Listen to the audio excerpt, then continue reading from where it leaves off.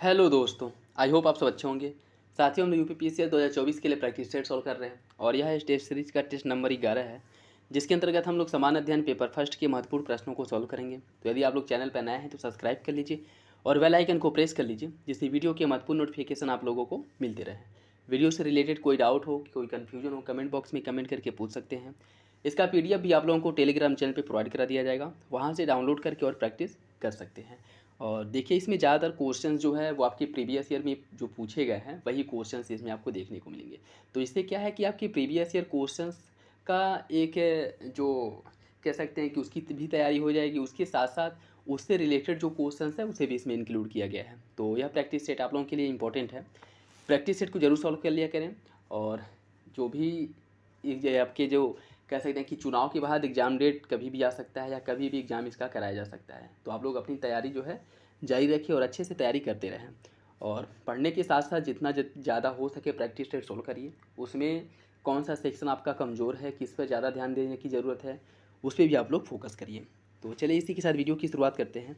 और हाँ, इसमें 15 प्रैक्टिस सेट हैं, तो 4 प्रैक्टिस सेट्स और बचेंगे इसके बाद, ठीक है। तो उसके बाद अन्य जो मार्केट में प्रैक्टिस सेट्स अवेलेबल हैं अच्छे पब्लिकेशंस के, उसको भी प्रॉपर सॉल्व कराया जाएगा। तो आप लोग बस मेरे साथ बने रहिए। जो भी मटेरियल है यूपीपीसीएस के लिए या फिर आरओ के लिए, वो सब आपको प्रोवाइड कराया जाएगा। बशर्ते आप लोग की पूरी ईमानदारी से जो है अपनी तैयारी करते रहिए। तो चलिए इसी के साथ वीडियो की शुरुआत करते हैं। क्वेश्चन नंबर फर्स्ट देखिए। इसमें सूची फर्स्ट को सूची सेकंड से सम्मिलित करना है। इसमें जो है फतेहपुर सीकरी का निर्माण किसके द्वारा किया गया था। इसकी अगर हम बात करें तो इसका हो जाएगा अकबर। जौनपुर सिटी की जो स्थापना है वह फिरोज शाह तुगलक द्वारा की गई थी। आगरा सिटी का निर्माण किया गया था सिकंदर लोदी द्वारा। और जामा मस्जिद का निर्माण जो है इल्तुतमिश द्वारा किया गया था। तो इसका जो सही आंसर है वो हो जाएगा आपका 3, 4, 2, 1 ऑप्शन ए सही हो जाएगा। ऑप्शन ए इसका सही है। नेक्स्ट देखिए। निम्नलिखित में से वैदिक साहित्य का सही क्रम क्या है। वैदिक साहित्य का सही क्रम क्या है ये आपको बताना है। देखिए, इसकी अगर हम बात करें तो पहले आ जाएंगी वैदिक संहिताएं, फिर आ जाएगा आपका ब्राह्मण ग्रंथ, उसके बाद है आरण्यक और लास्ट में आ जाएगा उपनिषद। ठीक है, तो सही आंसर क्या हो जाएगा ऑप्शन ए। ऑप्शन ए हो जाएगा। बुद्ध के जीवन की किस घटना को महाभिनिष्क्रमण के रूप में जाना जाता है।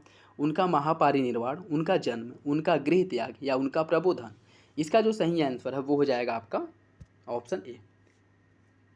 ऑप्शन ए जो है, एक सेकेंड, महाभिनिष्क्रमण जो है उनकी गृह त्याग की घटना को जो है महाभिनिष्क्रमण कहा जाता है। ठीक है, महाभिनिष्क्रमण कहा जाता है। ऑप्शन सी जो है इसका सही हो जाएगा। ठीक। निम्नलिखित स्तूपों का सही तिथि क्रम जो है कालक्रम के हिसाब से जो स्तूप दिए गए हैं इनको आपको क्रम से लगाना है। देखिए, इसकी अगर हम बात करें, इसका हो जाएगा आपका ऑप्शन ए हो जाएगा। भरहुत, सांची, अमरावती और धमिक, यह स्तूप का ये निर्माण का जो है सही क्रम है। ऑप्शन ए जो है इसका सही हो जाएगा। ठीक है। और इसमें अगर हम बात करें तो ऑप्शन ए जो है इसका सही है। नेक्स्ट देखिए। इसमें सूची फर्स्ट को सूची सेकंड से सम्मिलित करना है। हम्पी, यह कहाँ पे है। हम्पी की अगर हम बात करें, यह है आपके कर्नाटक राज्य में। नागा अर्जुनी कुंडा, यह जो है आपके आंध्र प्रदेश राज्य में स्थित है। शिशुपालगढ़ जो है यह है उड़ीसा में। और अरिकामेडु जो है पुदुचेरी में है। अरिकामेडु पुदुचेरी में। तो इसका जो सही आंसर है वो हो जाएगा आपका 3, 2, 3, 4, 1, 2, 3, 4, 1। ऑप्शन ए जो है इसका सही हो जाएगा। नेक्स्ट देखिए। शेख फरीद का सर्वाधिक ख्यातिलब्ध शिष्य जिसने दिल्ली के 7 सुल्तानों का शासन देखा था वह कौन था। निजामुद्दीन औलिया, शेख नसीरुद्दीन चिराग, शेख सलीम चिश्ती या फिर उपयुक्त में से कोई नहीं। इसका जो सही आंसर है वो हो जाएगा ऑप्शन ए, निजामुद्दीन औलिया। ऐसा माना जाता है कि दिल्ली के 7 सुल्तानों के का काल जो है इनके द्वारा देखा गया है, या कह सकते हैं कि उनके शासन काल में जो है किसी न किसी रूप में जो है अपनी सेवाएं दी गई हैं। तो सही आंसर क्या हो जाएगा। सही आंसर जो है वो हो जाएगा आपका ऑप्शन ए। और इनका जो टाइम ड्यूरेशन है 1238 से लेकर के 1325 तक था। ठीक है, ऑप्शन ए इसका सही हो जाएगा। निम्नलिखित में से भक्ति संतों का सही तिथिक्रम क्या है। कबीर, गुरु नानक, चैतन्य, मीराबाई। कबीर, चैतन्य, गुरु नानक, मीराबाई। कबीर, मीराबाई, चैतन्य, गुरु नानक या फिर गुरु नानक, चैतन्य, मीराबाई, कबीर। इसका जो सही आंसर है वो हो जाएगा आपका ऑप्शन ए। कबीर, गुरु नानक, चैतन्य और मीराबाई, यह जो है आपका सही क्रम हो जाएगा। ठीक है, जिसमें अगर हम बात करें कबीर का जो समय है वह 1440 से लेकर के 1510 ईस्वी था। गुरु नानक का 1469 से लेकर के 1538, चैतन्य का 1486 से 1533 और मीराबाई का 1498 से लेकर के 1546। ठीक है, तो सही आंसर हो जाएगा आपका ऑप्शन ए। निम्नलिखित पर विचार कीजिए, जिन्होंने लॉर्ड वेलेस्ली के साथ सहायक संधि की थी और उनके द्वारा की गई संधियों का सही कालक्रम के हिसाब से आपको लगाना है कि जो वेलेस्ली के साथ सहायक संधि स्वीकार करने वाले राज्यों का जो क्रम है वह जो है बढ़ते क्रम में आपको लगाना है। अब इसका जो सही आंसर है वो क्या हो जाएगा, इसका सही आंसर हो जाएगा ऑप्शन ए, हैदराबाद, मैसूर, अवध, सिंधिया। देखिए इसमें अगर हम बात करें, सबसे पहले वेलेस्ली के साथ सहायक संधि जो किया गया था हैदराबाद द्वारा किया गया था 1798 ईस्वी में। हैदराबाद ने जो सहायक संधि स्वीकार कर थी 1798 ईस्वी में हैदराबाद ने सहायक संधि को स्वीकार किया था। मैसूर की बात करें, यह जो है 1799 हो जाएगा, इसका 1799 हो जाएगा। और उसके बाद अगर अवध की बात करें 1801 है, अवध 1801 में सहायक संधि स्वीकार किया था। सिंधिया की बात करें तो 1804 ईस्वी में सिंधिया के द्वारा सहायक संधि स्वीकार की गई थी। ठीक है, तो सही आंसर क्या हो जाएगा, ऑप्शन ए हो जाएगा। निम्नलिखित में से कौन सा एक सुमिलित है। प्रथम आंग्ल मैसूर युद्ध हैदर अली पराजित हुआ। द्वितीय आंग्ल मैसूर युद्ध हैदर अली ने अंग्रेजों को पराजित किया। तृतीय आंग्ल मैसूर युद्ध टिप्पू सुल्तान युद्ध जीता और अपना भूभाग जो है ये वापस ले लिया। चतुर्थ आंग्ल मैसूर युद्ध टिप्पू सुल्तान पराजित किया गया और मध्य जो है दिवंगत अर्थात इसकी मृत्यु हो गई।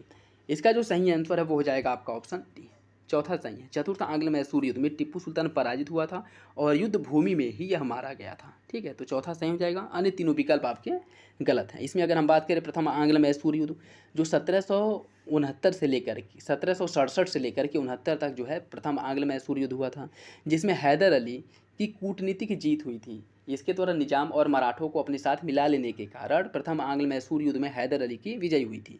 जो द्वितीय आंग्ल मैसूर युद्ध हुआ था 1780 से लेकर के 84 के बीच में, इसमें हैदर अली की पराजय हुई थी और इसी युद्ध में हैदर अली की मृत्यु भी हो गई थी।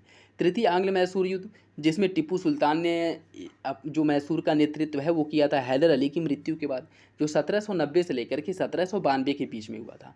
और इस युद्ध में टिप्पू सुल्तान पराजित हुआ और इसी युद्ध में टिप्पू सुल्तान द्वारा श्रीरंगपट्टनम की संधि की गई, जिसके बाद जो है अपने भूभाग के आधे से अधिक क्षेत्रों अंग्रेजों को देना पड़ा था। और जो चतुर्थ आंग्ल मैसूर युद्ध है जो 1799 ईस्वी में हुआ था, इसमें टिप्पू सुल्तान जो है युद्ध भूमि में मारा गया था। ठीक है, पराजित होने के बाद युद्ध भूमि में मारा गया था। तो सही आंसर जो है वो हो जाएगा आपका ऑप्शन डी। लंदन में इंडिया हाउस की स्थापना किसके द्वारा की गई थी। लंदन में इंडिया हाउस की स्थापना श्यामजी कृष्ण वर्मा ने लंदन में इंडिया हाउस की स्थापना की थी। और इसकी स्थापना कब की गई थी, इसकी जो स्थापना है 1905 ईस्वी में इसकी स्थापना की गई थी। ये भी याद रखिएगा, इंपॉर्टेंट है। नेक्स्ट देखिए, इसमें सूची फर्स्ट को सूची सेकंड से सम्मिलित करना है। कुछ संगठन दिए गए हैं और उसके संस्थापक दिए गए हैं। अभिनव भारत समाज की स्थापना किसके द्वारा की गई थी। अभिनव भारत समाज की जो स्थापना है वह जीडी सावरकर द्वारा किया गया था। ठीक, मित्र मेला की स्थापना वीडी सावरकर ने किया था। मित्र मेला की स्थापना वीडी सावरकर ने।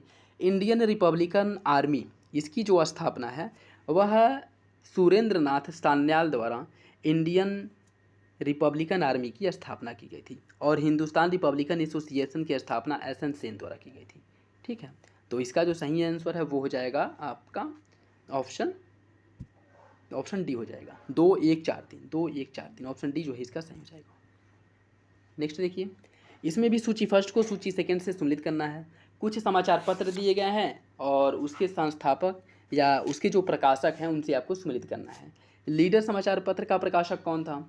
लीडर समाचार पत्र का जो प्रकाशन है वह किया जाता था मदन मोहन मालवीय द्वारा। बॉम्बे क्रॉनिकल का फिरोज शाह मेहता करते थे। इंडिपेंडेंस का जो प्रकाशन है यह किया जाता मोतीलाल नेहरू द्वारा। और जस्टिस का प्रकाशन टी.एम. नायर द्वारा किया जाता था। इसका सही आंसर हो जाएगा 1 2 4 3, ऑप्शन ए सही हो जाएगा। ठीक, नेक्स्ट देखिए, हरिजन सेवक संघ का पूर्व नाम क्या था। हरिजन सेवक संघ का पूर्व नाम क्या था। इसका जो सही आंसर वो हो जाएगा all India untouchability league. Harijan Sevak Sangh का पुराना नाम था all India untouchability league, option A इसका सही हो जाएगा। और इसकी शुरुआत कब की गई थी। इसकी जो शुरुआत है महात्मा गांधी द्वारा 1932 ईस्वी में जो पूना पैक्ट हुआ था उसके बाद जो है महात्मा गांधी विक्षुब्ध होकर के कि भारत में हिंदुओं को भी कैटेगराइज किया जा रहा है और इसमें भी हिंदुओं को जो है बांटने की जो अंग्रेज़ों की एक पद्धति है, जैसे हिंदू और मुस्लिमों को बांटा गया था उसी तरह हिंदुओं में ही विभाजन किया जा रहा है। इसलिए जो है महात्मा गांधी इससे विक्षुब्ध होकर के हरिजन सेवक संघ की शुरुआत की और पूरे भारत में घूम घूम करके भारत की जो एकजुटता है और हिंदू जो हरिजन हैं वो भी हिंदुओं के अंतर्गत ही आते हैं, इस बारे में जो है इसका बहुत व्यापक स्तर पे क्या किया था। उसमें जो बहुत समय कुरीतियाँ थीं जो हरिजनों के ऊपर लादी जाती थी, उन सब में सुधार करने के लिए जो है इसकी शुरुआत की गई थी, अनटचेबिलिटी लीग की। ठीक है, तो ऑप्शन ए क्या हो जाएगा, सही हो जाएगा। और इसका जो है प्राचीन नाम था किसका, हरिजन सेवक संघ का। निम्नलिखित में से किस एक वर्ष से ब्रिटिश सरकार अंतिम रूप से भारत और इंग्लैंड में एक ही समय साथ साथ इंडियन सिविल सर्विसेज की परीक्षा आयोजित करने के लिए सहमत हुई थी? इसका जो सही आंसर है वो हो जाएगा आपका ऑप्शन बी, 1923 ईस्वी में। 1923 ईस्वी में जो है एक साथ कराया गया था। ठीक है, तो जो सही आंसर है वो हो जाएगा आपका ऑप्शन बी।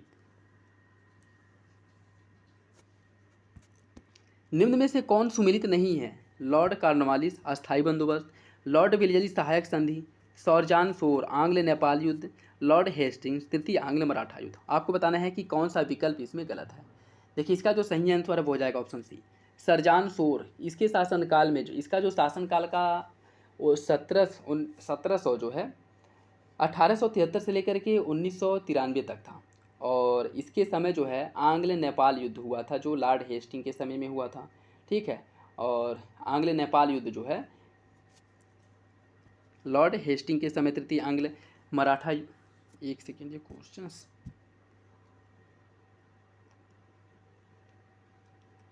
हाँ सही, सरजान शोर के समय जो है आंग्ल नेपाल युद्ध नहीं हुआ था। आंग्ल नेपाल युद्ध जो है वो लॉर्ड हेस्टिंग के समय में हुआ था। ठीक है, लॉर्ड हेस्टिंग के समय आंग्ल नेपाल हुआ था, जिसके बाद संगोली की संधि की गई थी। ठीक, तो सही आंसर क्या हो जाएगा, ऑप्शन सी, यही गलत है। निम्नलिखित में से कौन एक सुमिलित नहीं है? प्रार्थना समाज डॉक्टर आत्माराम पांडुरंग, आत्मीय सभा देवेंद्र नाथ टैगोर, भारतीय ब्रह्म समाज केशव चंद्र सेन और राधा स्वामी सत्संग तुलसीराम। इसमें बताना है कि कौन सा विकल्प गलत है। देखिए इसका जो सही आंसर है वो हो जाएगा आपका ऑप्शन डी। राधा स्वामी सत्संग की जो स्थापना है 1851 ईस्वी में, राधा स्वामी सत्संग की स्थापना शिवदयाल सिंह सेठ द्वारा इसकी स्थापना की गई थी, न कि तुलसीराम द्वारा। ऑप्शन डी सही हो जाएगा, शिवदयाल सिंह सेठ द्वारा राधा स्वामी सत्संग की स्थापना की गई थी। निम्नलिखित में से कौन एक है जवाहरलाल नेहरू के जीवनीकार थे? जवाहरलाल नेहरू के जीवनीकार कौन थे? इसका सही आंसर हो जाएगा option A, Frank Morris. Option A सही है। नेक्स्ट देखिए, इसमें भी सूची फर्स्ट को सूची सेकेंड से सुमरित करना है। कुछ संगठन दिए गए हैं, उसके संस्थापक दिया गया है। लैंड होल्डर सोसाइटी की स्थापना, लैंड होल्डर सोसाइटी की स्थापना द्वारकानाथ टैगोर द्वारा 1883 ईस्वी में किया गया था। 1883 ईस्वी में ब्रिटिश इंडिया सोसाइटी की स्थापना विलियम एडम्स द्वारा किया गया था और इसकी जो स्थापना है यह 1839 में किया गया था। 1839 में इंडियन सोसाइटी की जो स्थापना है वह आनंद मोहन बोस द्वारा किया गया था 1872 ईस्वी में। इंडियन एसोसिएशन की स्थापना सुरेंद्र नाथ बनर्जी द्वारा किया गया था और इसकी स्थापना किया गया था 1876 ईस्वी में। ठीक है, तो इसका जो सही आंसर है वो हो जाएगा आपका ऑप्शन ए, 4321। ऑप्शन ए सही हो जाएगा। अमृतसर के भारतीय राष्ट्रीय कांग्रेस अधिवेशन 1919 के प्रस्ताव के अनुसार महात्मा गांधी द्वारा कांग्रेस का नया संविधान लिखने के लिए निम्नलिखित में से किसका चयन किया गया था? बाल गंगाधर तिलक, एनसी केलकर, चित्तरंजन दास, आईबी सेन। कूट के हिसाब से आपको सही आंसर का चयन करना है। देखिए इसका जो सही आंसर है वो हो जाएगा आपका ऑप्शन सी, चित्तरंजन दास और आईबी सेन द्वारा जो है चुनाव किया गया था। ठीक है, तो जो सही आंसर है वो हो जाएगा आपका ऑप्शन सी। ऑप्शन सी सही है। निम्नलिखित घटनाओं पर विचार कीजिए तथा नीचे दिए गए कूट के हिसाब से आपको कालक्रम में इन्हें लगाना है।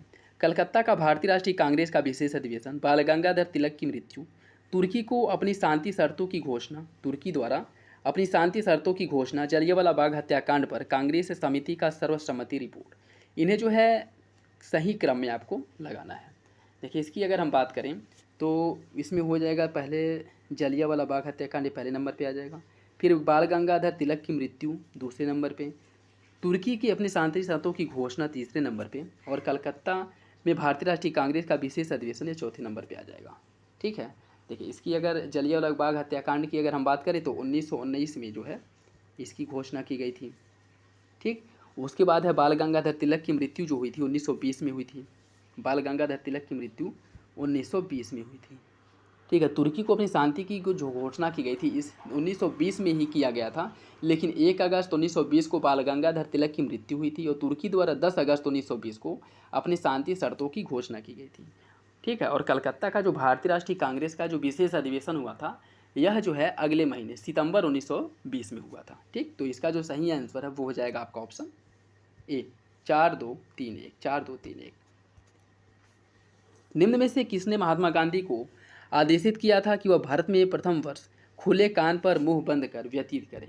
किसने कहा था कि पहले वर्ष जो है वह भारत में केवल भ्रमण करे, किसी भी मुद्दे पर बोलने की बजाय जो है केवल उसका अवलोकन करे, क्या सही है क्या गलत है?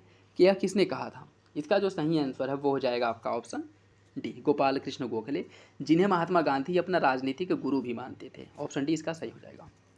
निम्नलिखित में से कौन सा सुमिलित नहीं है? अवध किसान सभा की स्थापना Jawaharlal Nehru, patriotic association sir Syed Ahmad Khan, all India Kisan Sabha Acharya Narendra Dev, radical democratic party M.N.. Roy. इसमें बताना है कि कौन सा एक विकल्प गलत है। देखिए इसका जो सही आंसर है वो हो जाएगा ऑप्शन सी, ऑल इंडिया किसान सभा। ऑल इंडिया किसान सभा की स्थापना जो है एन.जी. रंगा और स्वामी सहजानंद सरस्वती द्वारा किया गया था। ठीक है, कहाँ पे किया गया था? इसकी जो स्थापना है 1936 ईस्वी लखनऊ में की गई थी। 1936 ईस्वी में ऑल इंडिया किसान सभा की स्थापना लखनऊ में स्वामी सहजानंद सरस्वती और एन.जी. रंगा द्वारा की गई थी। ठीक है, तो सही आंसर क्या हो जाएगा? ऑप्शन सी हो जाएगा। और इसमें अवध किसान सभा की स्थापना की अगर हम बात करें तो 1920 में इसका स्थापना किया गया था। ठीक है, पैट्रियाटिक एसोसिएशन जो है, पैट्रियाटिक एसोसिएशन की स्थापना सर सैयद अहमद खान ने की थी। रेडिकल डेमोक्रेटिक पार्टी की अगर हम बात करें तो इसकी स्थापना एम.एन. रॉय द्वारा 1940 में की गई थी, 1940 में। ठीक, तो अवध किसान सभा की स्थापना 1920, ऑल इंडिया किसान सभा 1936 लखनऊ और radical democratic party M.N.. Roy 1940। Option C इसका सही हो जाएगा। निम्नलिखित में से किसी नाभिकीय शक्ति संयंत्र की कुल स्थापित क्षमता अधिकतम है, किसकी अधिकतम है, ये आपको बताना है। इसका सही आंसर हो जाएगा ऑप्शन ए, काकरापार। और काकरापारा है कहाँ पे? यह आपके गुजरात राज्य में स्थित है। ठीक है, ऑप्शन ए हो जाएगा। दीर्घकालीन कृषि ऋण प्रदान किया जाता है किसके द्वारा? किसके द्वारा दीर्घकालीन कृषि ऋण प्रदान किया जाता है? इसका सही आंसर हो जाएगा ऑप्शन सी, भूमि विकास बैंक द्वारा। भूमि विकास बैंक द्वारा जो है दीर्घकालीन कृषि के उद्देश्य से ऋण की आपूर्ति की जाती है। ऑप्शन सी हो जाएगा। लघु कृषक बीमा विकास योजना प्रारंभ किया गया था कब? लघु कृषक विकास योजना का प्रारंभ कब किया गया था? इसका सही आंसर हो जाएगा ऑप्शन बी, 1973 ईस्वी में लघु कृषक विकास योजना की शुरुआत की गई थी। किसानों के लिए किसान क्रेडिट कार्ड योजना की शुरुआत कब की गई थी? इसका जो सही आंसर है वो हो जाएगा ऑप्शन ए, 1998-99 में इसकी शुरुआत की गई थी। और सबसे पहले किसान क्रेडिट कार्ड किस राज्य द्वारा जारी किया गया था? तो उसका हो जाएगा आपका पंजाब। और यह क्वेश्चंस जो है हम लोग पिछले प्रैक्टिस सेट में सॉल्व किए थे। ऑप्शन ए इसका सही हो जाएगा। अच्छा, आप लोग कमेंट बॉक्स में बताइएगा किसान क्रेडिट कार्ड जो है किस समिति की सिफारिश पर किसान क्रेडिट कार्ड योजना की शुरुआत की गई थी? ऑप्शन ए इसका सही हो जाएगा। नाबार्ड की स्थापना कब की गई थी? इसका जो सही आंसर वो हो जाएगा ऑप्शन डी, 1982 में। मुख्य बैंक 14 बैंकों का जो राष्ट्रीयकरण किया गया था यह कब किया गया था? 14 बैंकों का जो राष्ट्रीयकरण है यह किया गया था आपका 1969 में। पहली बार जो सर्वप्रथम बैंकों का राष्ट्रीयकरण हुआ था 1969 में हुआ था और इसमें जो है 14 बैंकों का राष्ट्रीयकरण किया गया था। दूसरी बार जो राष्ट्रीयकरण किया गया था वह 1980 में किया गया था, 1980 में किया गया था और इस समय जो है 6 बैंकों का राष्ट्रीयकरण किया गया था। तो इसका सही आंसर क्या हो जाएगा? Option B. निम्नलिखित युग्मों पर विचार कीजिए। कुछ बैंक दिए गए हैं, उसका मुख्यालय दिया गया है इलाहाबाद बैंक कोलकाता, भारतीय लघु औद्योगिक विकास bank Mumbai, overseas bank Chennai. इसमें बताना है कि कौन सा युग्म सुमेलित नहीं है। देखिए इसका जो सही आंसर वो हो जाएगा ऑप्शन बी, भारतीय लघु विकास बैंक की अगर हम बात करें इसकी स्थापना जो है 1990 में किया गया था। इसकी स्थापना किया गया था 1990 में और इसका जो मुख्यालय है वो मुंबई में नहीं बल्कि लखनऊ में है, लखनऊ में। ठीक, तो सही आंसर क्या हो जाएगा? ऑप्शन बी, यही गलत है। मूंगफली के क्षेत्रफल के अंतर्गत कम परंतु प्रति हेक्टेयर बहुत अधिक उत्पादन वाला राज्य कौन सा है? क्षेत्रफल के अंतर्गत कम भूमि है लेकिन उसकी जो उत्पादकता है वो सबसे अधिक है, कौन सा राज्य है? इसका सही आंसर जो है वो हो जाएगा आपका ऑप्शन सी, पंजाब। पंजाब। मालवीय चमत्कार एक प्रजाति है किस फसल की? मालवीय चमत्कार जो है यह अरहर की एक प्रजाति है। ऑप्शन बी हो जाएगा। ट्रिटिकेल निम्न में से किन दो के बीच का एक संकर क्रॉस है? जौ और राई, गेहूं और जई, गेहूं और जौ या फिर गेहूं और राई। इसका सही आंसर हो जाएगा ऑप्शन डी, गेहूं और राई। ऑप्शन डी सही है। भारत के किस प्रदेश, एक सेकंड, निम्नलिखित में से कौन C4 पौधा है, निम्नलिखित में से कौन C4 पौधा है? इसका जो सही आंसर वो हो जाएगा ऑप्शन सी, मक्का। मक्का एक C4 पौधा है, ठीक, ऑप्शन सी हो जाएगा। भारत के किस प्रदेश में सोयाबीन की खेती के अंतर्गत सर्वाधिक क्षेत्रफल है? इसका सही आंसर हो जाएगा ऑप्शन ए, मध्य प्रदेश में।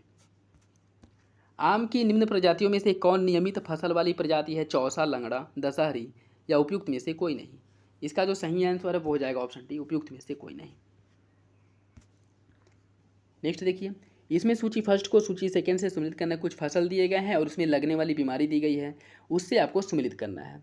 देखिए, गन्ने में जो है, गन्ने में रेड रॉट रोड जो होता है वो गन्ने में होता है। धान में देखने को मिलता है क्या? धान में जो है, धान की अगर हम बात करें तो इसमें खैरा रोग जो होता है वो धान में होता है। अरहर में जो है उकठा या जिसे विल्ट भी कहा जाता है, यह जो है अरहर में रोग होता है। आलू में झुलसा या लेड वाइट जो रोग है वह आलू में होता है। तो इसका जो सही आंसर है वो हो जाएगा आपका ऑप्शन बी, 2 3 4 1, 2 3 4 1, ऑप्शन बी हो जाएगा। नेक्स्ट देखिए, इसमें भी सूची फर्स्ट को सूची सेकंड से सम्मिलित करना है। कुछ संस्थान दिए गए हैं और उसकी अवस्थिति दी गई है, आपको बताना है कि कौन जो है किससे कहाँ पे स्थित है, उससे सम्मिलित करना है। भारतीय गन्ना अनुसंधान संस्थान, भारतीय गन्ना अनुसंधान संस्थान जो है यह आपके लखनऊ में स्थित है। राष्ट्रीय पादप अनुवांशिक संसाधन ब्यूरो की अगर हम बात करें, यह जो है आपके नई दिल्ली में है। राष्ट्रीय पौधा सुरक्षा प्रशिक्षण संस्थान जो है, राष्ट्रीय पौधा सुरक्षा प्रशिक्षण निदेशालय, यह जो है आपके हैदराबाद में स्थित है। गेहूं अनुसंधान निदेशालय जो है यह कहाँ पे है? यह आपके करनाल हरियाणा में स्थित है। तो इसका जो सही आंसर है वो हो जाएगा ऑप्शन बी, 3 1 2 4, 3 1 2 4, ऑप्शन बी सही है। निम्नलिखित युग्मों में से कौन सा एक सुमेलित नहीं है? जनगणना दिया गया है और भारत में लिंगानुपात, आपको बताना है कौन सा विकल्प गलत है। 1951 में जो लिंगानुपात था वह 946 था, 1991 में 927, 2001 में 933 और 2011 में 940। इसमें बताना है कि कौन सा विकल्प गलत है। इसका जो सही आंसर हो जाएगा ऑप्शन डी, 2011 में जो जनगणना का लिंगानुपात है वह 940 नहीं बल्कि 943 है, ठीक है। तो ऑप्शन डी क्या हो जाएगा? गलत हो जाएगा। राष्ट्रीय जनसंख्या नीति 2002 के अंतर्गत जनसंख्या में स्थिरता प्राप्त करने का लक्ष्य 2045 से बढ़ा करके कर दिया गया है, कब तक? इसका जो सही आंसर है वो हो जाएगा ऑप्शन डी, 2070 तक, ऑप्शन डी सही है। भारत के निम्नलिखित राज्यों में से किस एक में लिंगानुपात राष्ट्रीय औसत से अधिक है? किस राज्य में लिंगानुपात जो है वह राष्ट्रीय औसत से अधिक है? इसका सही आंसर हो जाएगा ऑप्शन ए, झारखंड में। झारखंड में जो लिंगानुपात है वह राष्ट्रीय औसत से अधिक है, ठीक है। वैसे अगर हम बात करें तो 2011 के अनुसार जो लिंगानुपात है 943 है, ठीक है, लेकिन जो झारखंड का लिंगानुपात है वह कितना है? 949 है, 949 है। तो इसका सही आंसर क्या हो जाएगा? ऑप्शन ए। निम्न में से किस केंद्र शासित प्रदेश में 2011 की जनगणना के अनुसार ग्रामों की संख्या सबसे कम है? गाँव की संख्या जनगणना 2011 के अनुसार किस राज्य में सबसे कम है? इसका सही आंसर हो जाएगा ऑप्शन सी, लक्षद्वीप में, ऑप्शन सी सही है, लक्षद्वीप। भारत में निम्नलिखित जनगणना वर्षों में से किस वर्ष जनसंख्या में सबसे अधिक बदलाव देखा गया था? इसका जो सही आंसर है वो हो जाएगा ऑप्शन ए, 1971 में, 1971 में। 2011 की जनगणना के अनुसार जनसंख्या की दृष्टि से उत्तर प्रदेश के निम्न जिलों का सही अवरोही क्रम क्या होगा? इसका जो सही आंसर है क्या है? देखिए, इसका जो सही आंसर है वो हो जाएगा ऑप्शन सी, इलाहाबाद, मुरादाबाद, गाजियाबाद, लखनऊ। देखिए, इसमें 3 बाद है और लास्ट में लखनऊ है, ठीक। तो ऑप्शन सी क्या हो जाएगा? सही हो जाएगा। नगरीकरण के संबंध में निम्नलिखित कथनों पर विचार कीजिए। नगरीकरण एक अनुपात अवधारणा है, यह अंतर प्रवासन कारणों से होता है, यह निर्वासन कारणों का प्रतिफल है। नगरीकरण जनसंख्या में वृद्धि का एक नगरीकरण है। आपको बताना है कि कौन सा विकल्प सही होगा।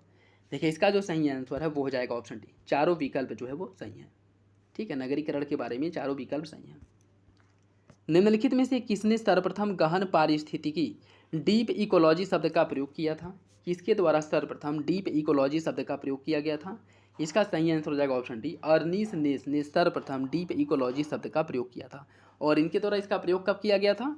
इनके द्वारा 1973 ईस्वी में सर्वप्रथम इसका प्रयोग किया गया था, ऑप्शन डी हो जाएगा।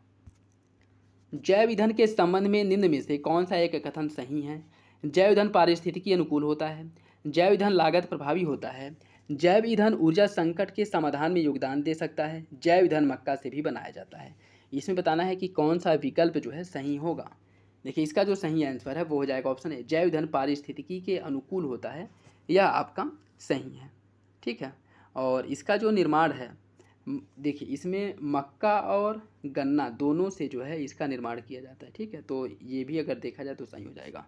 ठीक, ऑप्शन ए क्या हो जाएगा, सही है। निम्नलिखित में से कौन एक पारिस्थितिक तंत्र के संबंध में सही नहीं है।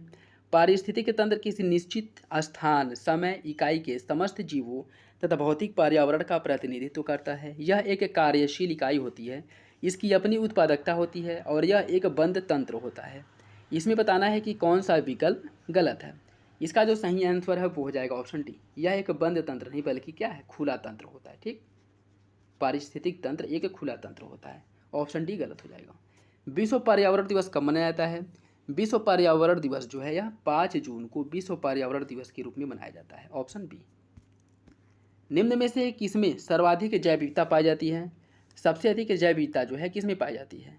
इसका जो सही आंसर है वो हो जाएगा ऑप्शन बी, उष्णकटिबंधीय वर्षा वनों में जैव विविधता जो है सबसे अधिक देखने को मिलती है। ऑप्शन बी हो जाएगा। पारंपरिक खेती के आधुनिक वैज्ञानिक खेती में रूपांतरण से हरित क्रांति की तकनीकी की महत्वपूर्ण भूमिका रही है। इससे सामाजिक और पर्यावरणीय लागत सम्मिलित नहीं होता है। इसमें बताना है कि कौन सा विकल्प सही होगा। देखिए इसका जो सही आंसर है वो हो जाएगा ऑप्शन बी, दोनों विकल्प सही है लेकिन आगे की सही व्याख्या नहीं करता है। देखिए आधुनिक खेती के अंतर्गत जो है हरित क्रांति के विकास को इससे जोड़ करके देखा जा सकता है, जिसमें जो है उच्च वैरायटी के फसलों के साथ साथ जो है रासायनिक कीटनाशकों का अधिक उपयोग किया गया था।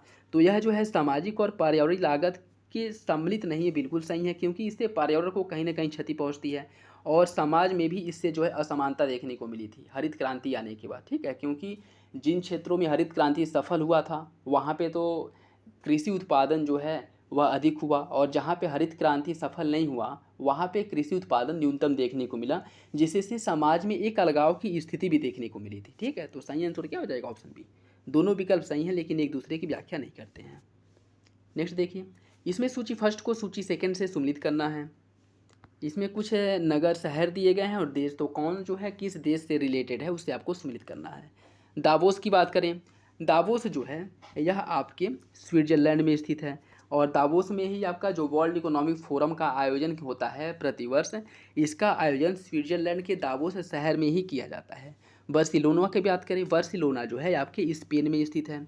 ऑकलैंड की बात करें तो यह जो है न्यूजीलैंड में है और कैंडी जो है यह आपकी श्रीलंका में है। इसका जो सही आंसर है वो हो जाएगा 4 1 2 3, ऑप्शन ए हो जाएगा। निम्नलिखित समुद्री धाराओं में कौन हिंद महासागर की धारा नहीं है। अगुलहास, मोजाम्बिक, दक्षिण हिंद महासागरीय धारा ये या फिर बेग्यूला। इसका जो सही आंसर है वो हो जाएगा ऑप्शन डी, बेग्यूला जो है यह आपकी अटलांटिक महासागर की जलधारा है। ठीक है, जबकि अगुलहास, मोजाम्बिक और दक्षिण हिंद महासागरीय धारा जो है यह आपके हिंद महासागर की जलधाराएं हैं, और इसमें भी बेग्यूला जो है यह आपकी ठंडी जलधारा है और अगुलहास जो है यह एक गर्म जलधारा है। ठीक है, यह मान लीजिए अफ्रीका हो गया, इस साइड चलती है बेग्यूला और इस साइड चलती है जो अगुलहास और इस साइड चलती है बेग्यूला। ठीक है, बेग्यूला जो अफ्रीका महाद्वीप के पश्चिमी तट पे प्रवाहित होती है और अगुलहास जो है अफ्रीका महाद्वीप के पूर्वी तट पे प्रवाहित होती है। ठीक, तो ऑप्शन डी क्या हो जाएगा, सही हो जाएगा। नेक्स्ट देखिए, इसमें भी सूची फर्स्ट को सूची सेकंड से सम्मिलित करना है। कुछ विश्व के महाद्वीप दिए गए हैं और उस पर किस देश का स्वामित्व है उससे आपको सम्मिलित करना है। एलुसियन द्वीप की बात करें, एलुसियन द्वीप जो है यह अमेरिका के नियंत्रण में आता है। बियर द्वीप की बात करें तो यह जो है नॉर्वे के नियंत्रण में आता है। ग्रीनलैंड जो है इस पर जो है डेनमार्क का आधिपत्य है और जैफ फ्रैज जोसेफ द्वीप जो है इस पर जो है रूस का एकाधिकार है। तो इसका जो सही आंसर है वो हो जाएगा आपका ऑप्शन 3 1 4 2, 3 1 4 2, ऑप्शन सी हो जाएगा। नेक्स्ट देखिए, ध्रुवीय क्षेत्रों के साधन और क्रियाकलाप इन्हें जो है आपको सम्मिलित करना है। कयाक की बात करें, कयाक क्या है, कयाक जो है शिकार के लिए संकरी नाव होती है, एक सकरी नाव जो पतली नाव होती है। ठीक है, उसे कयाक कहा जाता है। ठीक है, शिकार के लिए पतली नाव होती है जिन्हें कयाक कहा जाता है। इन्यूट जो है यह बर्फ के मकान होते हैं, बर्फ के मकानों को इन्यूट कहा जाता है। ठीक, और यह जो है मुख्य रूप से कहाँ पाई जाती है, अमेरिका में। और इसके बाद जो है आपका यूनियॉक है। यूनियॉक की बात करें, यह एक प्रकार का परिवहन हेतु नाव है और स्लेज जो है कुत्तों द्वारा जो गाड़ियों को खींचा जाता है वह बर्फीले क्षेत्रों में उसे स्लेज कहा जाता है। ठीक, स्लेज कहा जाता है। तो इसका जो सही आंसर है वो क्या होगा, इसका सही आंसर हो जाएगा 3-4-1-2, 3-4-1-2, ठीक, ऑप्शन ए हो जाएगा। निम्न में से कौन सा युग में सुमेलित नहीं है, शिवकिला हिमाचल प्रदेश में है, लिपुलेख है सिक्किम में, लिपुलेख सिक्किम में है, इसमें देखिए यही गलत है, लिपुलेख आपका सिक्किम में नहीं है, ठीक है। लिपुलेख की अगर हम बात करें तो यह आपके उत्तराखंड राज्य में स्थित है। लिपुलेख हो गया, थांगला हो गया, नीति दर्रा हो गया, माना हो गया, ये सभी कहाँ पे है, उत्तराखंड राज्य में है, ठीक है। तो सही आंसर क्या हो जाएगा, ऑप्शन बी, सिक्किम में नहीं है। सिक्किम की अगर हम बात करें तो लाथूला और जेलेपला, यह दोनों दर्रे जो है सिक्किम राज्य में है। भारत की निम्नलिखित मिट्टियों में कपास की खेती के लिए कौन सी मिट्टी सर्वाधिक उपयुक्त है, इसका सही आंसर हो जाएगा ऑप्शन ए, रेगुर, जिन्हें काली मिट्टी के नाम से भी जाना जाता है। इसमें जो है कपास की खेती मुख्य रूप से की जाती है, इसे कपासी मिट्टी के नाम से भी जाना जाता है, ठीक है, ऑप्शन ए हो जाएगा। भारत के निम्न जलप्रपातों में से कौन गोवा में स्थित है, भारत के निम्नलिखित जलप्रपातों में से कौन जलप्रपात गोवा में है, इसका सही आंसर हो जाएगा ऑप्शन बी, दूध सागर जलप्रपात जो है यह गोवा राज्य में स्थित है, गोवा में स्थित है। और इसका जो निर्माण हुआ है मांडवी नदी पे हुआ है, मांडवी नदी द्वारा इसका निर्माण किया गया है, ऑप्शन बी सही हो जाएगा। निम्न पर्वतों में से कौन टर्शियरी पर्वतीकरण का परिणाम नहीं है, कौन जो है टर्शियरी पर्वतीकरण का परिणाम नहीं है, इसका जो सही आंसर है वो हो जाएगा आपका ऑप्शन बी, अपलेशियन, अपलेशियन, ठीक है। टर्शियरी अर्थात तृतीयक युग की बात कर रहा है, ठीक है। तो अपलेशियन पर्वत जो है वह टर्शियरी पर्वत का परिणाम नहीं है। बाकी कुनलुन, आल्प्स और एंडीज जो है इनका निर्माण जो है टर्शियरी काल में ही हुआ है, लेकिन अपलेशियन पर्वत का जो निर्माण है वह जो हुआ है वह हर्षिनियन काल में हुआ है, ठीक है, हर्षिनियन काल में, ऑप्शन बी हो जाएगा। भारत में निम्न झीलों में से कौन असम में स्थित है, हमीरसर, कोलेरू, सला या फिर चपनाला, इसका जो सही आंसर है वो हो जाएगा आपका ऑप्शन डी, चपनाला झील जो है यह आपके असम राज्य में स्थित है। चपनाला झील कहाँ पे है, असम में, ऑप्शन डी हो जाएगा। कोयले के संचित भंडार की दृष्टि से भारत के राज्यों का निम्नलिखित में से सही अवरोही क्रम क्या होगा, ठीक है, इसका जो सही आंसर है वो हो जाएगा ऑप्शन सी, झारखंड, उड़ीसा, छत्तीसगढ़, मध्य प्रदेश, या कोयले के भंडारण की दृष्टि से अवरोही क्रम में है, ऑप्शन सी। बॉम्बे हाई तेल क्षेत्र के संबंध में निम्नलिखित में से कौन सा कथन एक गलत है, बॉम्बे हाई तेल क्षेत्र मुंबई तट से 60 किलोमीटर दूर है, इसकी खोज 1965 में की गई थी और सबसे पहले तेल को 1974 में खोदा गया था और इसे रूस भारत की संयुक्त टीम द्वारा इसके खोजा गया था। इसका कौन सा विकल्प गलत होगा, इसका जो सही आंसर वो हो जाएगा ऑप्शन ए, बॉम्बे हाई जो है यह 162 किलोमीटर दूर है, न कि 60 किलोमीटर, तो ऑप्शन ए क्या हो जाएगा, गलत हो जाएगा। नेक्स्ट देखिए, इसमें सूची फर्स्ट को सूची सेकंड से सम्मिलित करना है। कुछ नदी घाटी परियोजना दिया गया है और नदी दिया गया है, कौन सी नदी घाटी परियोजना किस नदी पर निर्मित किया गया उससे आपको सम्मिलित करना है। तिलैया बांध परियोजना, इसका निर्माण किया गया है बराकर नदी पे, इसका निर्माण बराकर नदी पे किया गया है। पंचेत हिल बांध का निर्माण किया गया है दामोदर नदी पे। राणा प्रताप सागर बांध का निर्माण किया गया है चंबल नदी पे और माता टीला बांध का निर्माण बेतवा नदी पे किया गया है। इसका सही आंसर हो जाएगा 3-1-2-4, ऑप्शन है 3-1-2-4। उत्तर प्रदेश के राजकीय चिन्ह में नहीं है मछली, धनुष, तीर, मोर, उत्तर प्रदेश के राजकीय चिन्ह में कौन सा एक जो चिन्ह है वो नहीं है, इसका सही आंसर हो जाएगा ऑप्शन डी, मोर का निशान नहीं है, जबकि धनुष, मछली और तीर यह देखने को मिलता है उत्तर प्रदेश के राजकीय चिन्ह में। तो सही आंसर क्या हो जाएगा ऑप्शन डी। निम्न में से कौन सा युग में सुमिलित नहीं है, विंध्याचल मिर्जापुर, देवासरी बाराबंकी, हस्तिनापुर मेरठ, श्रृंगेरपुर फैजाबाद, इसका जो सही आंसर वो हो जाएगा ऑप्शन डी, श्रृंगेरपुर फैजाबाद, ये आपका गलत है, ठीक है। श्रृंगेरपुर की अगर हम बात करें तो फैजाबाद नहीं बल्कि फर्रुखाबाद में स्थित है, कहाँ पे है, फर्रुखाबाद में, ठीक है। तो सही आंसर आपका डी हो जाएगा। निम्न में से कौन सा युग में सुमिलित नहीं है, कानपुर, चकेरी, वाराणसी, बाबतपुर, लखनऊ, अमौसी, आगरा, फुर्सतगंज, यह कुछ जो है आपके हवाई अड्डे दिए गए हैं और जिला दिया गया, तो किस जिले में कौन सा हवाई अड्डा कौन सुमिलित नहीं है यह आपको बताना है।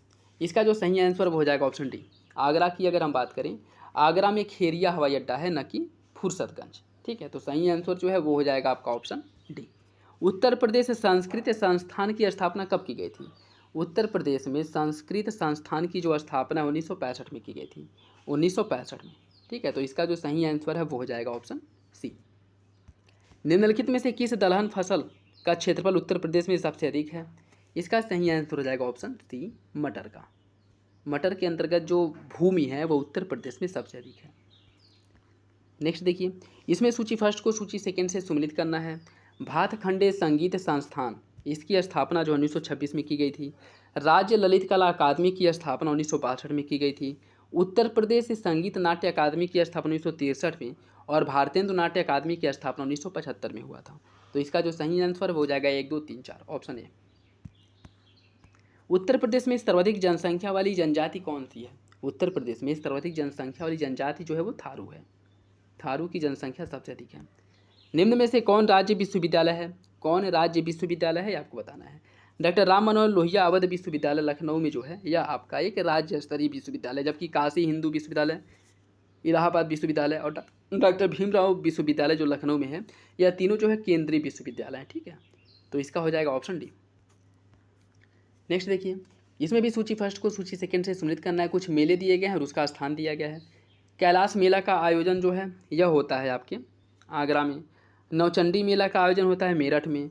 कालिंजर मेले का आयोजन बांदा में और सोरो मेला का आयोजन एटा में होता है। इसका सही आंसर हो जाएगा 1, 2, 3, 4, ऑप्शन ए। नेक्स्ट देखिए, इसमें भी सूची फर्स्ट को सूची सेकंड से सम्मिलित करना है। पंडित रविशंकर को कौन सा सम्मान प्राप्त हुआ है? पंडित रविशंकर को भारत रत्न प्राप्त हुआ है और वीर अब्दुल हामिद इन्हें जो है परमवीर चक्र प्राप्त हुआ है। डॉक्टर हजारी प्रसाद द्विवेदी को पद्म विभूषण प्राप्त हुआ है और पंडित किशन महाराज को पद्म भूषण प्राप्त हुआ है। इसका सही आंसर हो जाएगा 1, 2, 3, 4, ऑप्शन ए। ठीक, तो ये किसे जो है कौन से सम्मान से सम्मानित किया जा चुका है, इससे भी पूछ सकता है, तो याद रखिएगा, इंपॉर्टेंट है। मिर्ज़ापुर प्रसिद्ध है किस लिए? मिर्ज़ापुर की अगर हम बात करें तो यह कजरी के लिए प्रसिद्ध है। ऑप्शन ए हो जाएगा। कजरी जो एक प्रकार का आपका नृत्य, लोक नृत्य है, यह मिर्ज़ापुर में किया जाता है और मिर्ज़ापुर इसलिए जाना जाता है। निम्न में से कौन सा युग में सम्मिलित नहीं है? तेल शोधनशाला मथुरा, उर्वरक संयंत्र लखनऊ, कालीन उद्योग भदोही, एल्यूमिनियम उत्पाद सोनभद्र। इसका सही आंसर हो जाएगा ऑप्शन बी। उर्वरक संयंत्र की अगर हम बात करें तो यह जो है बरेली नहीं बल्कि लखनऊ नहीं है, बरेली और फुर्सतगंज। बरेली और फुर्सतगंज, फूलपुर जो प्रयागराज है, यह जो है उर्वरक संयंत्र के लिए जाना जाता है। यहाँ पे उर्वरक संयंत्र स्थापित किया गया है। कहाँ कहाँ पे? आगरा और आपका जो फूलपुर इलाहाबाद है वहाँ पे। ऑप्शन बी हो जाएगा। निम्नलिखित में से कौन सा युग में सम्मिलित नहीं है? बिरजू महाराज कत्था, काल्हा महोबा, अमजद अली खां सरोद, बिरहा कन्नौज। इसका जो सही आंसर हो जाएगा ऑप्शन डी। बिरहा कन्नौज की नहीं है। बिरहा की अगर हम बात करें तो यह पूर्वांचल क्षेत्र में प्रचलित है या प्रसिद्ध है, पूर्वांचल में। ऑप्शन डी हो जाएगा। निम्नलिखित में से किस एक राज्य में संकर धान की खेती के अंतर्गत सबसे अधिक क्षेत्रफल है? इसका सही आंसर हो जाएगा ऑप्शन डी, उत्तर प्रदेश में। एक वस्तु 2 समांतर समतल दर्पणों के बीच रखी जाती है, बने प्रतिबिंब की संख्या कितनी होगी? इसका सही आंसर हो जाएगा ऑप्शन डी, अनंत। ऑप्शन डी हो जाएगा। सोनार में हम उपयोग करते हैं किसका? सोनार में किसका उपयोग किया जाता है? बात करें अगर सोनार की तो इसमें जो है पराश्रव्य तरंगों का उपयोग किया जाता है। ऑप्शन सी सही हो जाएगा। अंगुलियों के निशानों की बहुरंगीय सतह पर उभारने के लिए निम्न में से किसका उपयोग किया जाता है? इसका सही आंसर हो जाएगा ऑप्शन डी, फ्लोरोसेट पाउडर का। ऑप्शन डी सही है। एक हवाई जहाज के पंख की ऊपरी सतह उन्नतोत्तर बनाई जाती है और नीचे की सतह नतोत्तर बनाई जाती है। शीर्ष भाग टॉप पर वायु प्रवाह की द्रुति गति कम होती है और इसीलिए आधे भाग में शीर्ष भाग से दबाव कम रहता है। इसमें बताना है कौन सा विकल्प सही होगा। देखिए, इसका जो सही आंसर है वो हो जाएगा आपका ऑप्शन डी। पहला तो सही है लेकिन दूसरा जो है वो गलत है। ऑप्शन डी हो जाएगा। लिक्विड पेट्रोलियम एलपीजी के मुख्य अवयव क्या हैं? लिक्विड पेट्रोलियम जो एलपीजी है इसके मुख्य अवयव या मुख्य घटक क्या क्या हैं, ये आपको बताना है। इसका सही आंसर हो जाएगा आपका इथेन, प्रोपेन और ब्यूटेन। ऑप्शन सी हो जाएगा। ऑप्शन सी इसका सही है। निकट दृष्टि दोष जो है दूर करने के लिए किस लेंस का उपयोग किया जाता है? इसका सही आंसर हो जाएगा ऑप्शन बी। निकट दृष्टि दोष में अवतल लेंस और दूर दृष्टि दोष में उत्तल लेंस का उपयोग किया जाता है। इसका हो जाएगा ऑप्शन बी। एक अंतरिक्ष यात्री अपने सहपाठी को चंद्रमा की सतह पर सुन नहीं सकता है और ऐसा क्यों होता है? इसका जो सही आंसर हो जाएगा आपका ऑप्शन सी, ध्वनि प्रचारित करने का माध्यम नहीं होता है। ठीक है, ध्वनि प्रचारित करने का माध्यम जो है नहीं होता है, जिस कारण जो है आवाज़ सुनाई नहीं देती है। ठीक है, सही आंसर क्या हो जाएगा ऑप्शन सी। सूर्यास्त तथा सूर्योदय के समय सूर्य के लाल रंग होने का कारण क्या है?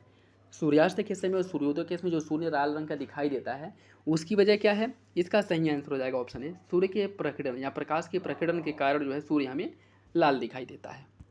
खगोलीय दूरदर्शी से बना प्रतिबिंब कैसा होता है? खगोलीय दूरदर्शी से बना प्रतिबिंब जो है हमेशा काल्पनिक और बड़ा होता है। काल्पनिक और बड़ा होता है। ऑप्शन बी हो जाएगा। डीपीटी का टीका निम्नलिखित में से किससे सुरक्षा प्रदान करने के लिए लगाया जाता है? डीपीटी का जो टीका है वह डिप्थीरिया, कुकुर खांसी और टिटनेस से सुरक्षा के लिए जो है लगाया जाता है। ऑप्शन सी हो जाएगा। ठीक, ऑप्शन सी। देखिए कुत्ते भौंक भी रहे हैं। खारे पानी को शुद्ध पानी में परिवर्तित करने की प्रक्रिया को क्या कहा जाता है? खारे पानी को शुद्ध पानी में परिवर्तित करने की प्रक्रिया को क्या कहा जाता है? इसे जो है उत्क्रम परासरण कहा जाता है। उत्क्रम परासरण विधि द्वारा जो है खारे पानी को शुद्ध किया जाता है। ऑप्शन डी हो जाएगा। एक व्यक्ति एक संवेदनशील तराजू पर खड़ा है। यदि वह गहरी सांस अंदर लेता है तो तराजू की रीडिंग पर क्या प्रभाव पड़ेगा? इसका सही आंसर हो जाएगा ऑप्शन सी, रीडिंग पर कोई भी प्रभाव नहीं पड़ेगा। ठीक है, ऑप्शन सी हो जाएगा। शरीर के जोड़ों में गठिया रोग जिसे आर्थराइटिस कहा जाता है, या निम्नलिखित में से किसके जमाव के कारण होता है? इसका सही आंसर है ऑप्शन बी, यूरिक अम्ल के जमाव के कारण जो है शरीर के जो जोड़ होते हैं उसमें दर्द महसूस होता है। ठीक है, ऑप्शन बी हो जाएगा। जेट हवायान निम्नलिखित के स्ट्रेटोस्फीयर में बड़ी सरलता और आसानी से उड़ता है। इसकी क्या व्याख्या, मतलब यह किस वजह से होता है कि उसमें आसानी से उड़ता है?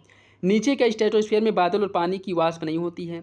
नीचे के स्ट्रेटोस्फीयर में लंबी रूपी हवाएं नहीं होती हैं। इसका सही आंसर क्या होगा?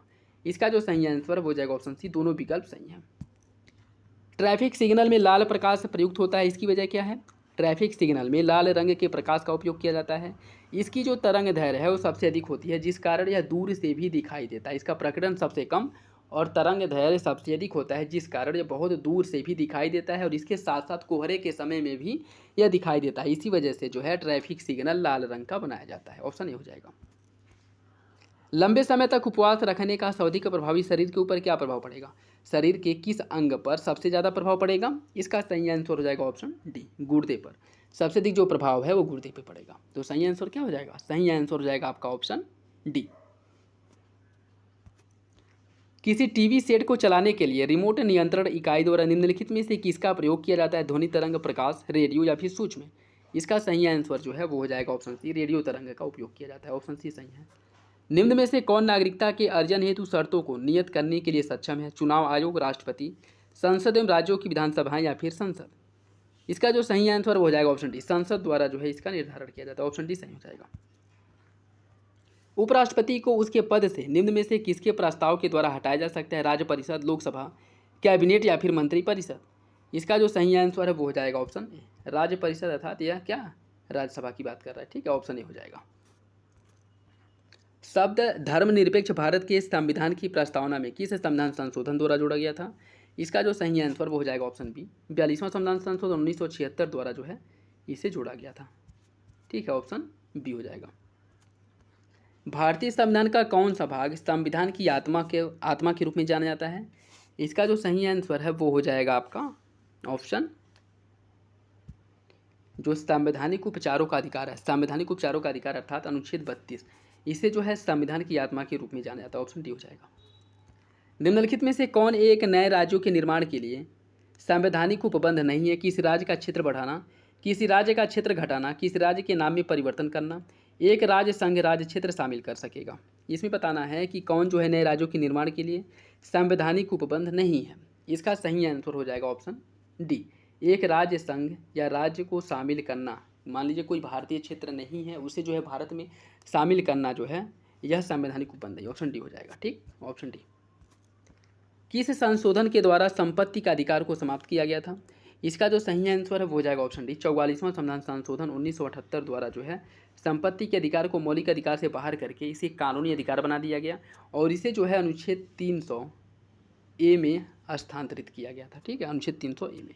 तो जो सही आंसर है वो हो जाएगा आपका ऑप्शन बी। और इसका प्रावधान जो किया गया है संपत्ति के अधिकार को, इसे 12वीं अनुसूची में शामिल किया गया। ऑप्शन याद रखिएगा बी हो जाएगा। भाग 12 में शामिल किया गया है अनुच्छेद 301 ए। ठीक, और अनुच्छेद 300 ए और उसके साथ साथ जो है कानूनी अधिकार बना दिया गया है इसे।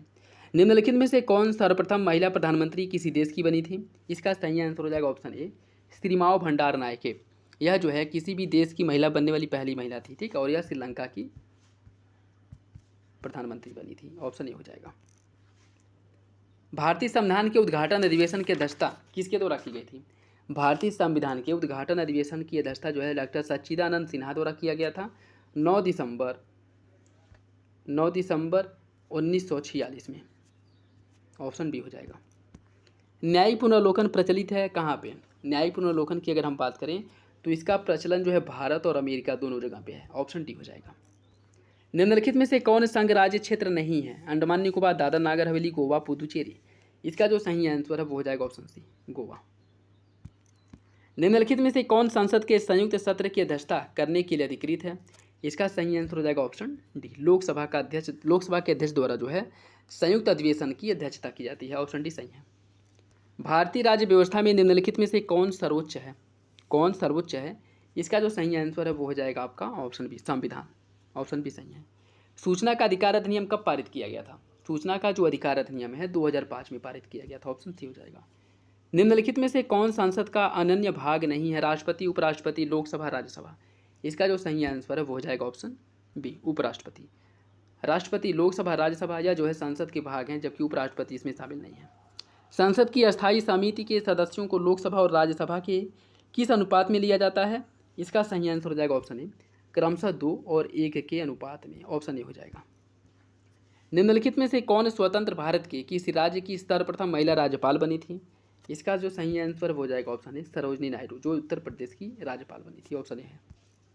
एक संघीय व्यवस्था और केंद्र में द्वैध शासन भारत में लागू किया गया था कब? संघीय व्यवस्था और केंद्र में द्वैध शासन की शुरुआत कब की गई थी?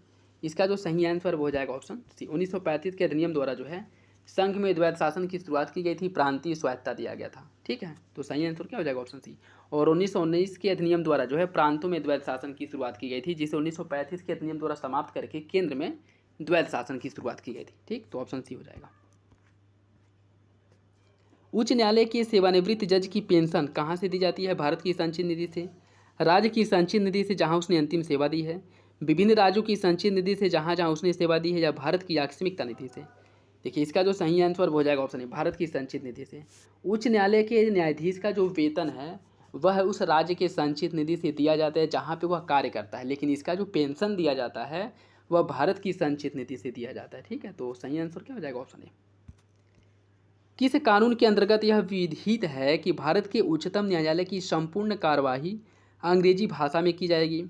इसका सही आंसर हो जाएगा ऑप्शन डी, भारतीय संविधान की धारा 348 में यह प्रावधान किया गया है कि उच्चतम न्यायालय की जो संपूर्ण कार्यवाहियाँ हैं वह अंग्रेजी भाषा में की जाएगी। ऑप्शन डी हो जाएगा।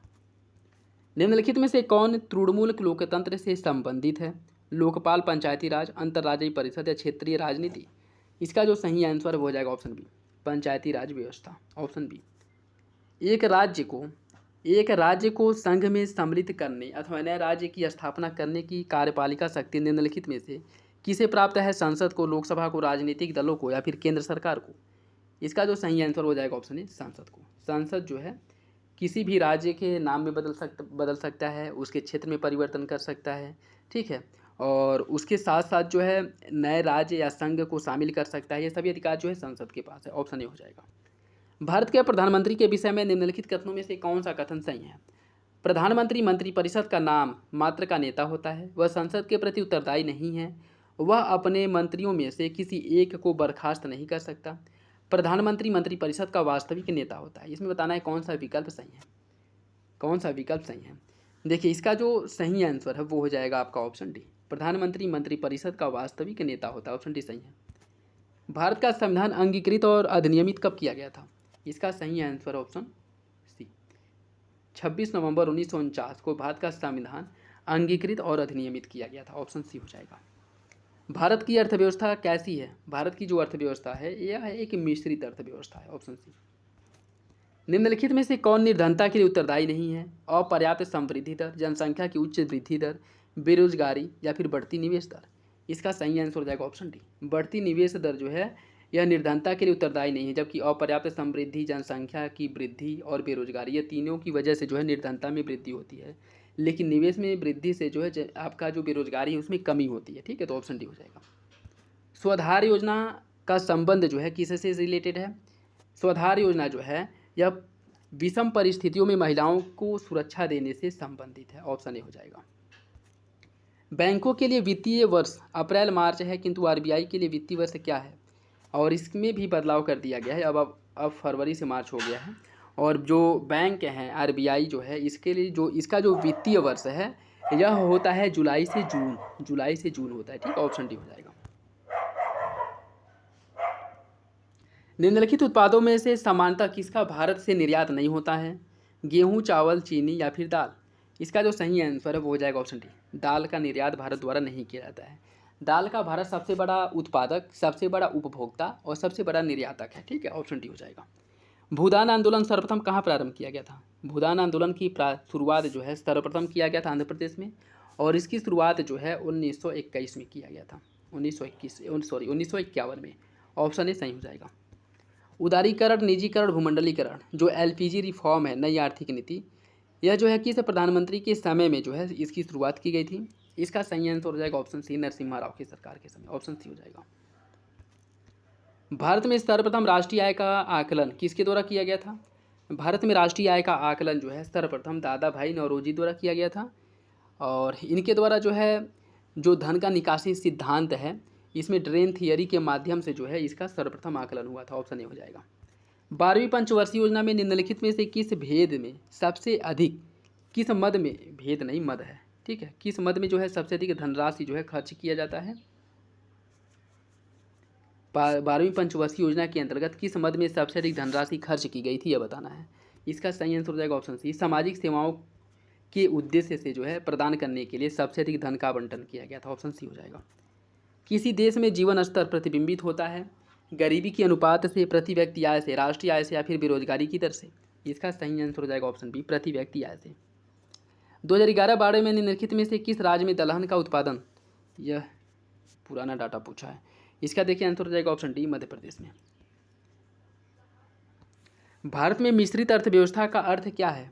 भारत में मिश्रित अर्थव्यवस्था का अर्थ है सार्वजनिक और निजी क्षेत्र का सह अस्तित्व, जहाँ सार्वजनिक और निजी क्षेत्रों की भागीदारी से जो है अर्थव्यवस्था का संचालन होता है, उसे जो है मिश्रित क्षेत्र के अंतर्गत कहा जाता है। ऑप्शन सी हो जाएगा। निम्नलिखित फसलों में से कौन एक फसल राष्ट्रीय खाद्य सुरक्षा मिशन NFSM में शामिल नहीं है? गेहूं, दलहन, चावल या फिर मोटा अनाज? देखिए इसका जो सही आंसर हो जाएगा ऑप्शन डी, मोटा अनाज। निम्नलिखित में से कौन एक संस्था ग्रामीण अवस्थापना विकास कोष के अर्थ प्रबंध को संचालित करता है? इसका सही आंसर हो जाएगा ऑप्शन बी, नाबार्ड। नए रिजर्व बैंक के गवर्नर के अनुसार निम्नलिखित कारकों में से कौन रुपए में के विनिमय मूल्य को निर्धारित करता है? उच्च मुद्रास्फीति, राजकोषीय घाटा, उच्च कच्चे तेल की कीमत? इसका जो सही आंसर है वो क्या होगा? इसका सही आंसर हो जाएगा ऑप्शन डी, उच्च मुद्रास्फीति। ऑप्शन डी सही है। निम्नलिखित में से कौन सी संस्था भारत में सहयोग निधियों का नियमन करती है? सहयोग निधियों का नियमन जो है किस संस्था द्वारा किया जाता है? इसका जो सही आंसर वो हो जाएगा ऑप्शन ए, सेबी द्वारा। ऑप्शन ए सही है। प्रधानमंत्री उज्ज्वला योजना के बारे में निम्नलिखित में से कौन सा कथन गलत है? यह एक समाज कल्याण से संबंधित योजना है जो BPL परिवारों को LPG कनेक्शन देने की बात करता है। इसकी शुरुआत 2015 में की गई थी और स्टार्टिंग में इसके अंतर्गत 5 करोड़ LPG कनेक्शन देने का लक्ष्य रखा गया था। इसका उद्देश्य रसोई का स्वच्छ ईंधन उपलब्ध करवाकर महिलाओं और बच्चों को स्वास्थ्य की सुरक्षा देना। आपको बताना है कि कौन सा विकल्प गलत है। देखिए इसका जो सही आंसर है वो हो जाएगा आपका ऑप्शन बी। इसकी शुरुआत 2015 नहीं बल्कि 2016 में की गई थी। अन्य जो विकल्प है वो सभी सही हैं। केंद्रीय सतर्कता आयोग किसकी संस्तुति पर गठित किया गया था? केंद्रीय सतर्कता आयोग का गठन जो है किसकी सिफारिश पर किया गया था? इसका सही आंसर हो जाएगा ऑप्शन डी, केंद्रीय सतर्कता आयोग, जिसे CBSE के नाम से जाना जाता है। ठीक है, इसकी शुरुआत जो है किया गया था संथानम समिति की सिफारिश पर इसकी स्थापना किया गया था 1964 में। 1964 में। ऑप्शन डी सही हो जाएगा। भारत के संविधान में 9वीं अनुसूची किस संशोधन द्वारा जोड़ा गया था? भारतीय संविधान में 9वीं अनुसूची जो जोड़ी गई थी वो पहले संविधान संशोधन द्वारा जोड़ा गया था। ऑप्शन बी हो जाएगा।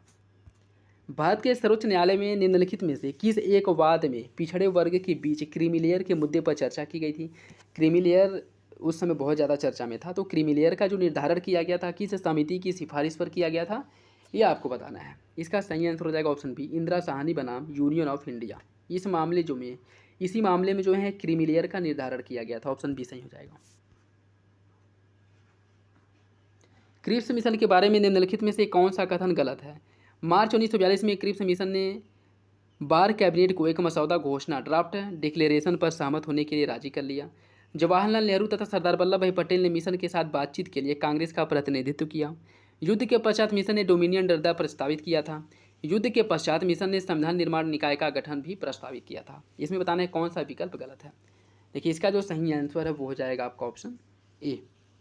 आपका जो ऑप्शन ए जो है वो गलत है, ठीक है। नेक्स्ट देखिए, इलाहाबाद की संधि के बारे में निम्नलिखित में से कौन सा कथन सही नहीं है। इस पर 1965 में हस्ताक्षर किया गया था। मुगल सम्राट ने एक फरमान के द्वारा ईस्ट इंडिया कंपनी को बंगाल, बिहार और उड़ीसा की दीवानी औपचारिक रूप से प्रदान की। 50 लाख के भुगतान पर अवध इसके नवाब को लौटा दिया। बनारस तथा आसपास का इलाका अवध से अलग करके शाह आलम द्वितीय को सौंप दिया गया। आपको बताना है कौन सा विकल्प गलत है। इसका जो सही आंसर है वो हो जाएगा ऑप्शन डी। बनारस और आसपास के जो इलाके हैं वह शाह आलम द्वितीय से लेकर के अवध के नवाब को दिया गया था, न कि अवध के नवाब से लेकर के शाह आलम द्वितीय को। तो यही क्या है, यही गलत है। निम्नलिखित में से कौन सा गांधी इरविन समझौते का उपबंध नहीं था। सविनय अवज्ञा आंदोलन के सभी राजनीतिक कैदियों को तत्काल मुक्त करना। भारत के वित्तीय ऋण को पूरा करने के लिए मार्च 1931 के समझौते के खंड 2 में आरक्षण और रक्षोपायों को परिभाषित करना। तृतीय पक्षों को पहले से ही बेची गई जब्त जमीन की वापसी। शोषित वर्गों के लिए 18 सीटों का आरक्षण। इसमें बताना है कि गांधी इरविन समझौते में कौन सा एक समझौता शामिल नहीं था। इसका जो सही आंसर है वो हो जाएगा ऑप्शन डी। शोषित वर्गों के लिए 18% सीटों का आरक्षण यह इसमें शामिल नहीं था, ठीक है। एक सेकेंड, इसकी अगर हम बात करें तो ये भी गलत होगा, क्योंकि सभी राजनीतिक कैदियों को मुक्त करने की बात नहीं की गई थी। इसमें जो है जो आपराधिक प्रवृत्ति के नहीं थे बस उन्हें जो है मुक्त करने की बात की गई थी, ठीक है। निम्नलिखित में से क्या काजीरंगा राष्ट्रीय उद्यान से होकर के नहीं गुजरता है। काजीरंगा राष्ट्रीय उद्यान से होकर के नहीं गुजरता है, उसकी आपको वो मतलब बताना है। ब्राह्मणी नदी, दीफलू नदी, राष्ट्रीय राजमार्ग 37 या भारतीय रेलवे का रेलपथ। इसका सही आंसर हो जाएगा ऑप्शन डी। भारतीय रेलवे का रेलपथ, यहाँ पे रेल ट्रैक नहीं है, जबकि राष्ट्रीय राजमार्ग 37, दीफलू नदी और ब्रह्मपुत्र नदी, यह दोनों नदियाँ और राष्ट्रीय राजमार्ग 37 यह तीनों जो है काजीरंगा राष्ट्रीय उद्यान से होकर के गुजरती हैं, ठीक है। निम्नलिखित अधिनिर्णयों में से किस एक में यह घोषणा किया गया था कि भारत के संविधान के भाग 3 के किसी भी उपबंध में संशोधन करने की कोई शक्ति संसद के पास नहीं होगी। यह किस जो है वाद में किया गया था। इसका सही आंसर हो जाएगा ऑप्शन बी। गोलकनाथ बनाम पंजाब राज्य में सुप्रीम कोर्ट ने निर्णय दिया था कि संसद द्वारा मूल अधिकार अर्थात भाग 3 के किसी भी हिस्से में संशोधन नहीं किया जा सकता, और इसी वाद में जो है मौलिक अधिकार को पवित्र अधिकार की संज्ञा दी गई थी। ऑप्शन बी हो जाएगा। निम्नलिखित नेताओं में से कौन दल रहित लोकतंत्र की अवधारणा से संबंधित है। दल रहित लोकतंत्र की अवधारणा किसके द्वारा दी गई थी। इसका सही आंसर हो जाएगा ऑप्शन बी, जयप्रकाश नारायण द्वारा। ऑप्शन बी सही है। निम्नलिखित में से कौन भारत के संविधान के अनुच्छेद 263 के अधीन अंतर्राज्यीय परिषद की स्थापना करने के लिए अधिकृत है। सांसद, मंत्री परिषद, भारत का राष्ट्रपति या भारत का मुख्य न्यायाधीश। इसका जो सही आंसर है वो हो जाएगा आपका ऑप्शन सी, राष्ट्रपति। निम्नलिखित में से कौन सी नेहरू रिपोर्ट की अनुशंसा नहीं थी। डोमिनियन दर्जा, पृथक निर्वाचक मंडल, एकात्मक तथा लोकतांत्रिक केंद्र, वयस्क मताधिकार। इसका सही आंसर हो जाएगा ऑप्शन बी, पृथक निर्वाचक मंडल। इसको जो है नकार दिया गया था, ठीक है। तो ऑप्शन बी सही हो जाएगा। 1859 के नील विद्रोह के बारे में निम्नलिखित में से कौन सा कथन सही है। यह पूना और अहमदनगर में शुरू हुआ था। यह साहूकारों और मनी लैंडर्स के विरुद्ध हुआ था। बंगाल के बुद्धिजीवियों ने इसे बढ़ावा दिया था। यह छोटे जमींदारों तथा बगान मालिकों के पूर्व कर्मचारियों के विरुद्ध संचालित था। इसमें बताना है कौन सा एक विकल्प सही है। इसका जो सही आंसर है वो हो जाएगा ऑप्शन सी, बंगाल के बुद्धिजीवियों द्वारा इसे जो है क्या दिया गया था, समर्थन दिया गया था। जैसे नील दर्पण हो गया, अन्य उन लोगों ने इसकी मांग को जो है उठाया था व्यापक स्तर पर, ठीक है। तो ऑप्शन सी हो जाएगा। भारत से अस्पृश्यता का उन्मूलन करने के लिए 1823 में कांग्रेस द्वारा निम्नलिखित में से कौन सा सक्रिय कदम उठाया गया था।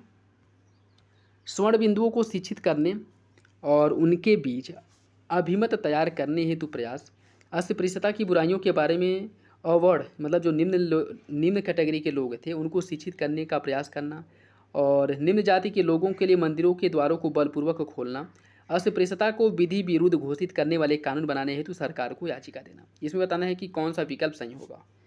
देखिए इसका जो सही आंसर है वो हो जाएगा आपका ऑप्शन डी, केवल 4। अस्पृश्यता के विधि विरुद्ध घोषित करने के लिए कानून बनाने के लिए सरकार को याचिका देना। ऑप्शन डी यही सही है। नेक्स्ट देखिए आज का लास्ट क्वेश्चन। निम्नलिखित में से कौन सी एक नदी 1960 की सिंधु जल संधि के अधीन नहीं है। रावी, चिनाब, तीस्ता या फिर व्यास। इसका सही आंसर हो जाएगा ऑप्शन सी, तीस्ता इसमें शामिल नहीं है, बाकी रावी, चिनाब और व्यास है, ठीक। तो ये था आज का last question. I hope video आप लोगों को अच्छा लगा होगा। वीडियो जैसा भी लगे आप लोग कमेंट बॉक्स में बताइएगा, और इसका PDF भी आप लोगों को टेलीग्राम चैनल पे प्रोवाइड करा दिया जाएगा। बाकी किसी क्वेश्चन में अगर कोई कन्फ्यूजन हो तो कमेंट बॉक्स में कमेंट करके पूछ सकते हैं। तो जो चलिए मिलते हैं अगली वीडियो में, तब तक के लिए धन्यवाद।